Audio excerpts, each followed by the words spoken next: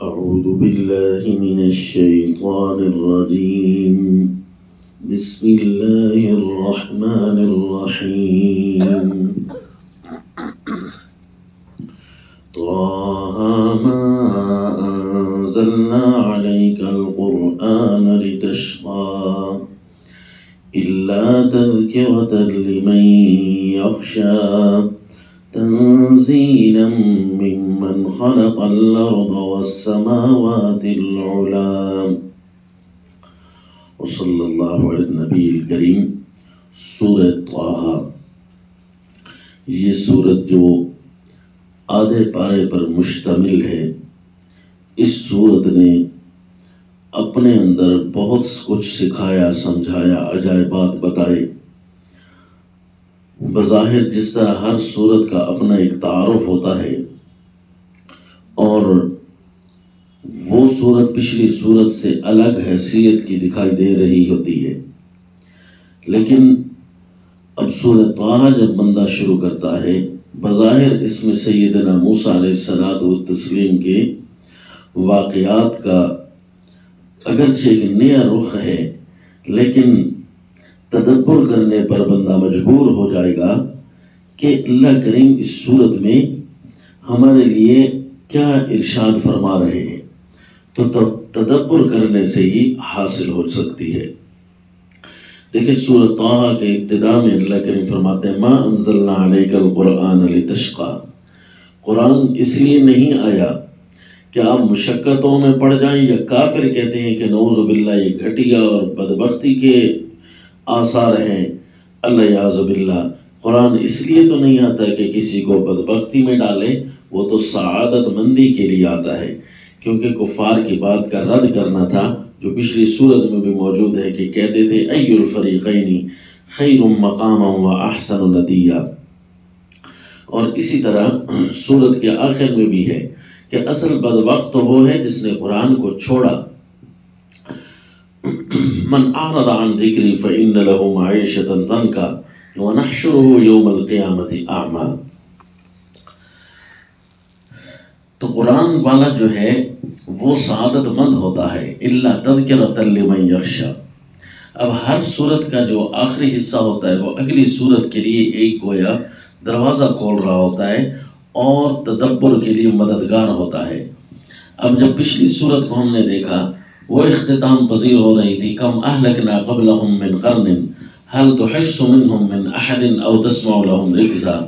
اور اس سے پچھلی آیت تھی فإنما یسرناہ بلسانک لتبشر بہ المتقین وتنذر بہ قوما لدا.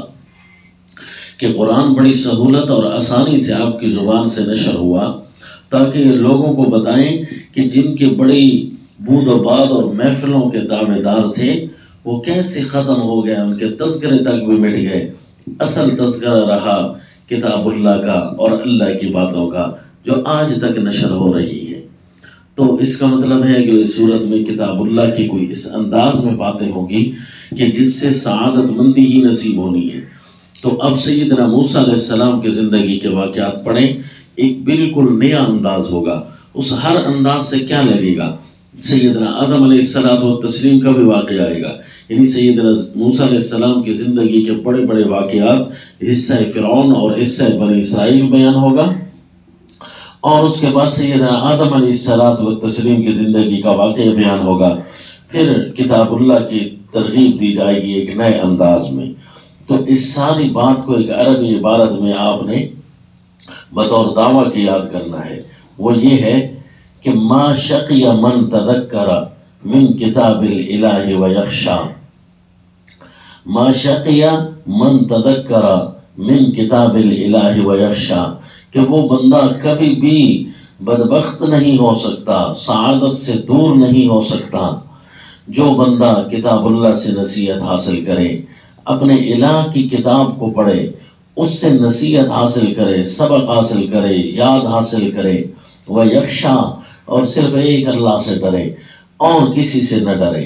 یعنی مومن بھی ہو اور دنیا کے سامنے بہادر بھی ہو، ایک اللہ سے ڈرنے والا ہو، تو اللہ کریم اس کو کبھی بھی رسوائی میں نہیں ڈالیں گے، ہمیشہ سعادت ہی سعادت نصیب ہوتی ہے، یعنی مومن ہو اور بہادر ہو تو یہ اللہ سعادتوں کا حصہ اسی کے پاس بھیج دیتے ہیں۔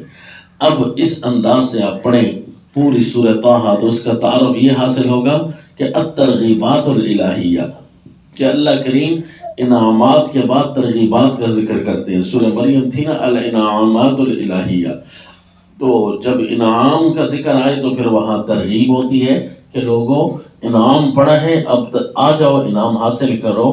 تو اب اگلی صورت الترغیبات الالہیہ تھی، اور ترغیبات کا جو انداز ہے وہ عجیب طرح سے ہے۔ اب ایک ایک واقعہ کر کے پڑھنا ہے۔ سیدنا موسیٰ علیہ السلام کی زندگی کا عجیب رخ اور عجیب رنگ دکھائے گا۔ پہلا واقعہ سیدنا موسیٰ علیہ السلام کا وہ ہے جب اپنے اہل و عیال کے ساتھ جنگل بیابان سے رات کے کسی پہر گزر رہی ہیں، بالکل کالی رات ہے، اندھیرا اندھیرا ہے، اتنا اندھیرا ہے کہ انہیں راہ پانے کے لیے کچھ روشنی کی ضرورت پڑی۔ تو وہاں پر کوہ طور تھا، کوہ طور کے قریب سے گزر رہے تھے، پہاڑ بھی ہوں جنگل بھی ہو، درمیان سے کہیں دور سے ایک آگ سی جلتی نظر آئی۔ تو سیدنا موسیٰ علیہ السلام اپنے اہل و عیال کو وہیں چھوڑ کر کہ آپ یہیں بیٹھو میں آتا ہوں سامنے سے کوئی خبر لے کر۔ تو سیدنا موسیٰ علیہ الصلوۃ والتسلیم وہیں تشریف لے گئے۔ جب وہاں گئے تو وہاں تو منظر ہی کچھ عجیب تھا۔ اللہ کریم نے وہاں انہیں نبوت سے سرفراز کر دیا، اور وہیں کالی رات اور کالے پہاڑوں پر اور اندھیروں کے اندر اللہ نے وہ معجزہ عطا کیا جس میں اللہ نے بیک وقت انہیں بہادری بھی سمجھائی اور اپنی نصیحت بھی بتائی، اور دنیا سے ٹکر لینے کے لیے بھی اعلان کرا دیا کہ وہاں پر اللہ کریم نے رات کو اس اندھیرے میں پوچھا آپ کے ہاتھ میں کیا ہے۔ اللہ کو تو پتا تھا لیکن ایک دفعہ خود توجہ کرانا مقصود ہے کہ اندھیرے میں نے پکڑا ہوا تو عصا ہی ہے نا۔ فرمایا ہاں یہ عصا ہے میرے اللہ، یہی وہ میرا عصا ہے۔ فرمایا اچھے سے پھینک گئی۔ جیسے ہی پھینکا تو وہ تو ایک تو تیز دوڑنے والا سانپ تھا۔ اللہ کریم نے فرمایا اسے پکڑنا ہے اور ڈرنا نہیں، جس طرح کہ آپ نے بہادری کے ساتھ دنیا کا مقابلہ کرنا ہے، ان چیزوں سے نہیں، ان چیزوں کے خالق سے آپ نے ڈرنا ہے۔ تو وہاں سیدنا موسیٰ علیہ الصلوۃ والتسلیم کو اللہ نے یہ معجزہ عطا کیا۔ پھر فرمایا اچھا اپنے ہاتھ کو اپنے بغل کے نیچے لے جائیں۔ جیسے ہی لے گئے تو وہاں سے چمکتا ہوا ہاتھ نکلا، گویا یہ ستارہ ہے چمک رہا ہے۔ تو فرمایا دیکھا میں اللہ یک لخت کائنات کا رخ آپ کے حق میں بدلوں گا، کچھ بھی ہو جائے آپ سعادت ہی سعادت پائیں گے، آپ کا دشمن ناکام اور نامراد اور بدبختی کی طرف جائے گا۔ تو یوں پھر اللہ کریم نے ایک ایک واقعے کا چناؤ ایسے انداز میں کیا، حصہ فرعون اور حصہ بنی اسرائیل اس انداز میں بیان کیا کہ جس سے یہ لگا کہ اصل کامیابی کس کو کہتے ہیں اور بدبختی کیا ہوتی ہے۔ جس طرح کے کامیابی پائی ہے انہوں نے جو سیدنا موسیٰ علیہ السلام کا مقابلہ کرنے آئے، تو اب وہ ایک طرف فرعون کے پیسے کی چمک اور دوسری طرف سیدنا موسیٰ علیہ السلام پر ایمان، تو انہوں نے کہا لن نؤثر علی ما جاءنا من البینات۔ جب انہوں نے مقابلے سے حقیقت معلوم کر لی نا کہ یہ اللہ کے پیغمبر ہیں، یہ سانپ ان کا معجزہ ہے، واقعی یہ کوئی جادو نہیں ہے، تو کہنے لگے اے فرعون تیری باتوں کا برابر ہمیں کوئی اثر انگیزی نہیں آتی، کوئی تجھے ہم ترجیح نہیں دے سکتے، تجھے اچھا نہیں سمجھتے۔ والذی فطرنا، جو ذات ہمیں پیدا کر رہی ہے اس کو چھوڑ کر تجھے مان لیں، ایسا نہیں ہو سکتا۔ فقد ما انت قاض، جو تیری مرضی ہے کر، انما تقضی هذه الحیات الدنیا، اسی زندگی میں ہی فیصلے کرے گا نا، اور کیا کر لے گا۔ اصل کامیابی تو وہ ہے انا آمنا بربنا لیغفر لنا خطایانا وما اکرہتنا علیہ من السحر۔ یہ اس صورت کے اندر تشجیعات بھی ایک حصہ ہے، اس صورت کا ایک چھوٹا سا حصہ ہے۔ اصل کیا ہے کہ اس صورت کے اندر اللہ مومن کو کامیابی اس چیز کے اندر دکھا رہے ہیں کہ ایک اللہ سے ڈرنا ہے اور کتاب اللہ سے نصائح حاصل کرنے ہیں، اور پھر اس کے رنگا رنگ مختلف واقعات ہیں۔ پڑھنے سے تعلق رکھتا ہے کہ کتنے کچھ عجیب رنگ اللہ نے اس صورت میں بیان کیے، ان میں ایک رنگ تشجیع یعنی بہادری کا بھی ہے سورت کے آخر میں فرمایا من اعرض عن ذکری فإن له معیشۃ ضنکا۔ پھر یہ بھی سن لو کہ بدبختی اس وقت چمٹتی ہے جب بندہ کتاب اللہ کے کسی حکم سے اعراض کرتا ہے۔ فإن له معیشۃ ضنکا ونحشره یوم القیامۃ اعمیٰ، معیشت اور گزران تنگ ہو جائے گی، دن قیامت تو اندھا بن کر ہی اٹھے گا۔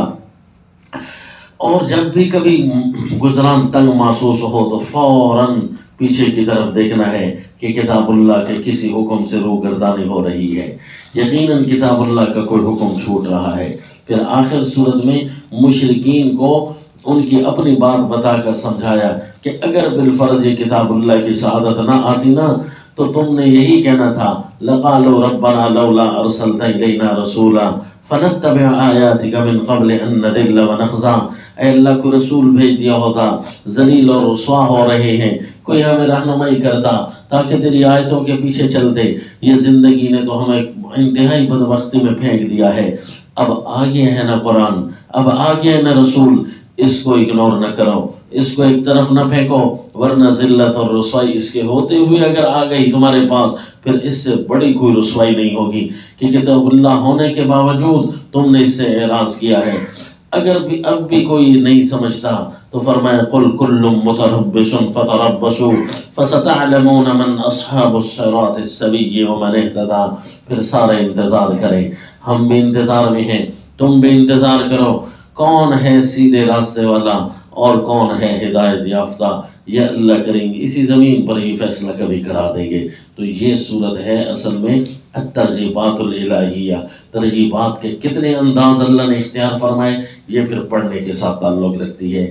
یہ تھا تعارف، وما علینا الا البلاغ۔